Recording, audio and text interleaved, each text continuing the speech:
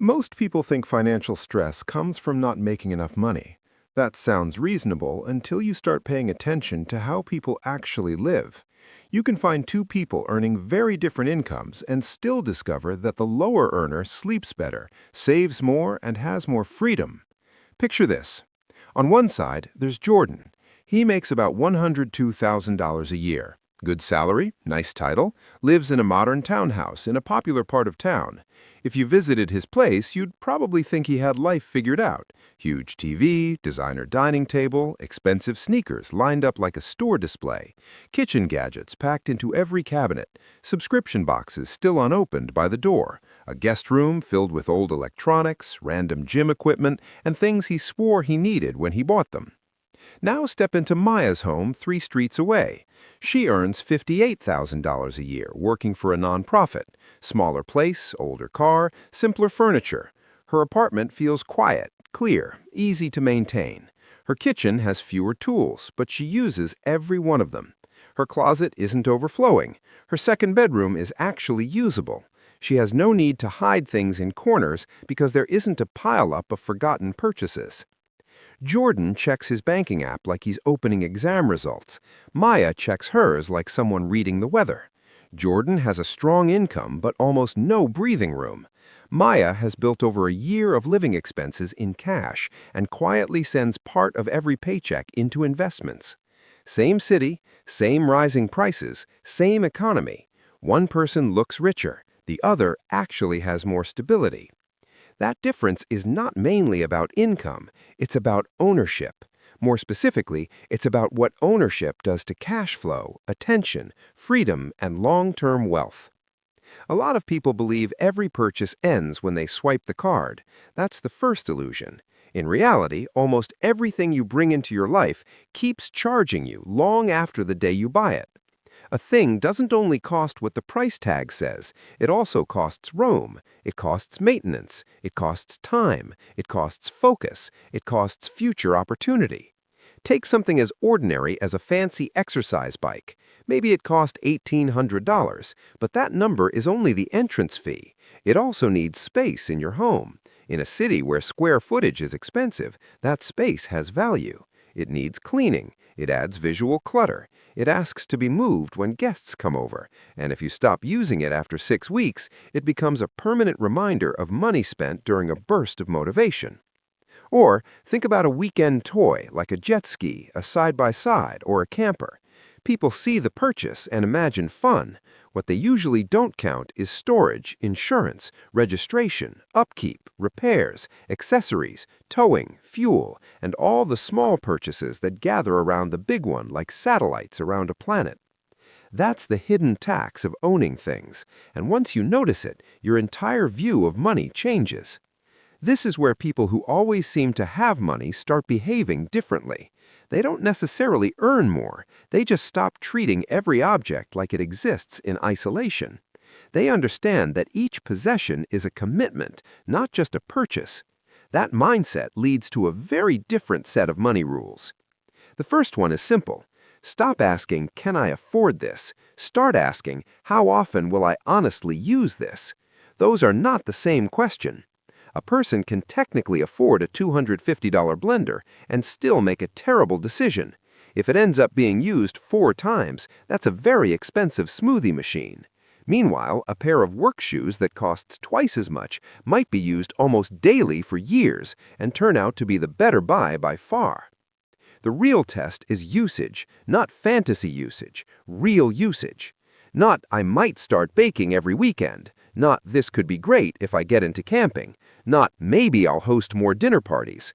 Your real life is the standard, not your imagined future self. The second rule is even more powerful. Walk through your home and ask one question about what you already own. If this disappeared tomorrow, would I spend money to get it again? That one question exposes a shocking amount of dead weight.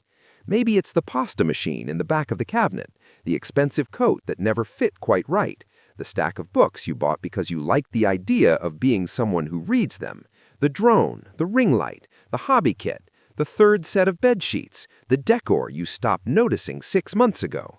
A surprising number of items survive in people's homes through momentum alone, not usefulness, not joy, just momentum. And everything that stays in your home without earning its place quietly extracts something from you. It may be a small amount of money, a little bit of energy, a little bit of guilt, a little bit of clutter. But when enough of those small drains pile up, they become a real burden. That's why the homes of intentional people often feel different. It's not just that they have less, it's that what remains has been chosen. The third rule is one that modern consumer culture hates. Never replace a working item because you're tired of looking at it. This single habit drains more wealth than most people realize. A laptop still runs fine, but the newer one is thinner. The sofa still holds up, but the color no longer feels exciting. The car is dependable, but the updated model has better lights and a nicer screen. The phone works perfectly, but a commercial made yours feel old. That feeling is expensive. Companies have become very good at convincing people that functional is not enough. They sell boredom as a problem that requires a purchase to solve. But boredom is not failure. Familiarity is not failure. A newer model existing somewhere is definitely not failure.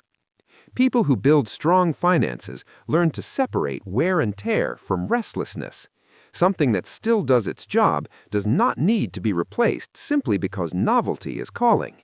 And once you stop upgrading on emotion, huge amounts of money stop leaking out of your life. The fourth rule has almost nothing to do with discipline and everything to do with design. Make the wrong decision inconvenient. Most people assume spending problems come from weak willpower. That's only partly true. A lot of behavior comes down to friction. If it takes 2 seconds to buy something and 3 steps to save money, most people will spend more than they intend. So, reverse it. Remove saved payment details from your favorite shopping sites. Take retail apps off your phone. Stop reading marketing emails disguised as special offers. Give every non-essential purchase at least a day to breathe before you say yes. Then, make saving automatic. Let money move to savings or investments before it has a chance to look available. If your checking account always appears full, your brain treats that money like it's ready to be used. If part of it disappears the moment you're paid, your financial life gets stronger without asking your emotions for permission. This matters because self-control is fragile. Systems are stronger. The fifth rule is strange until you try it. Count your stuff. Most people live surrounded by so many things that they stop seeing them clearly. That's how accumulation hides. It becomes wallpaper. Count how many mugs you own. Count your jackets. Count your half-used notebooks. Count your chargers, your candles, your beauty products, your water bottles, your unused apps and subscriptions if you want to go digital too. Awareness changes behavior. The moment you realize you already own 12 hoodies, the 13th doesn't feel like a harmless little treat. It feels like what it actually is, more. And more is not always improvement. People with stable finances often create natural caps, not because they're trying to suffer, but because limits force clarity. If you decide you only want a certain number of clothing items, books, or kitchen tools, every new purchase has to justify itself. Without limits, everything expands. Closets expand, spending expands, expectations expand, maintenance expands. The sixth rule is to test desire before committing to ownership. A lot of purchases are really just temporary excitement wearing the mask of identity. Someone thinks they are becoming a cyclist, a painter, a coffee expert, a camper, a musician, a furniture restorer. Sometimes that identity sticks. A lot of times it doesn't. That's why renting, borrowing, or trying something cheaply first is so valuable. It lets you separate genuine interest from the thrill of imagining a new version of yourself. You don't need to buy a full photography setup because you liked the idea of taking better pictures last weekend. You don't need to outfit an entire home gym because motivation struck on a Monday. Try first, buy later. Let time test the desire. Homes get crowded not only with objects, but with abandoned versions of who people thought they were about to become. The seventh rule is to understand that big purchases almost never stay single. Buy one major item, and it often creates a chain reaction. A dog means food, grooming, vet bills, toys, and time. A luxury car means higher insurance, pricier tires, more pricey repairs, and pressure to live up to the image that came with it. A backyard pool doesn't just cost the installation, it brings cleaning, chemical treatments, equipment, repairs, and often furniture or landscaping to match the new setup. One purchase invites a whole ecosystem. That is why a $4,000 decision can easily turn into an $8,000 lifestyle change. People who stay financially grounded learn to count the orbit, not just the planet. The eighth rule is maybe the most important of all. Decide what enough looks like before your income grows. If you don't define enough, the world will define it for you, and it will keep moving the line. Get a raise, and suddenly your apartment feels too small. Earn more, and now your car seems embarrassing. Move up once, and soon your old standards feel beneath you.